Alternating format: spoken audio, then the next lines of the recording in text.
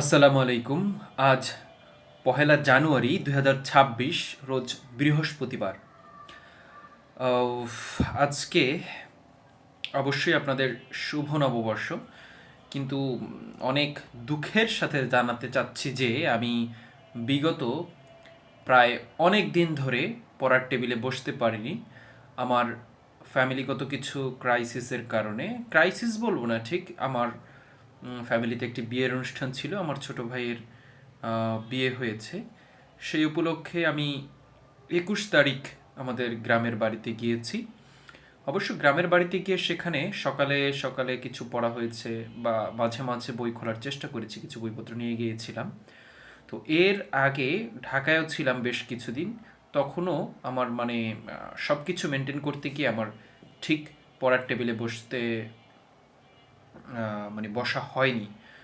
তো সব মিলিয়ে আমার অনেক বড় একটা সময় গ্যাপ গিয়েছে, যেটা একদমই পড়ার টেবিলে বসা হয়নি। এটা কখনোই প্রত্যাশিত ছিল না। আমার প্রত্যাশা ছিল আমি প্রত্যেক দিনেই ৬ ঘন্টা করে পড়াশোনা করব। তো সেখান থেকে আমার নিশ্চিত বিচ্যুতি হয়েছে। তো এই বিচ্যুতিকে আমি ওভারকাম করার জন্য, এই বিচ্যুতিকে আমি সেরে ওঠার জন্য, বিচ্যুতি থেকে আমি আজকে একটা প্ল্যান করেছি আমার রিডিং পার্টনারের সাথে।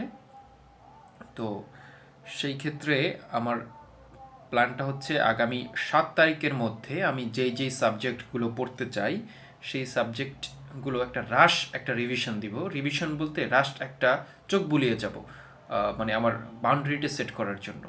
তো সেইখানকায় মানে সেই ইনিশিয়েটিভের আজকে প্রথম দিনে আমি বাংলাটা শেষ করতে চাচ্ছি।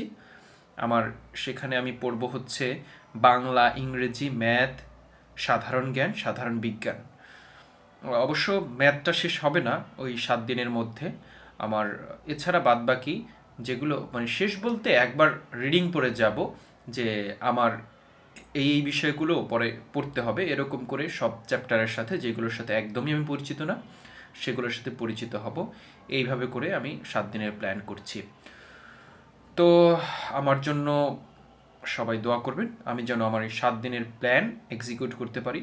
যদিও এই ভিডিও আমি চাই যে কারো সামনেই না যাক, কেউ না দেখুক। আমি এটা আমার ডায়েরি হিসেবে ব্যবহার করতে চাই। এবং আমি কবে লাস্ট পড়তে বসেছি বা আমার পড়াশোনা এই যে যেরকম গ্যাপ হয়, এই গ্যাপগুলো যাতে আর না হয়, তো এই ভিডিও দেখে আমি যাতে নিজেকে সতর্ক করতে পারি, এই জন্য আমি ভিডিওগুলো তৈরি করছি। তাই সবাই আমার জন্য দোয়া করবেন। আসসালামু আলাইকুম।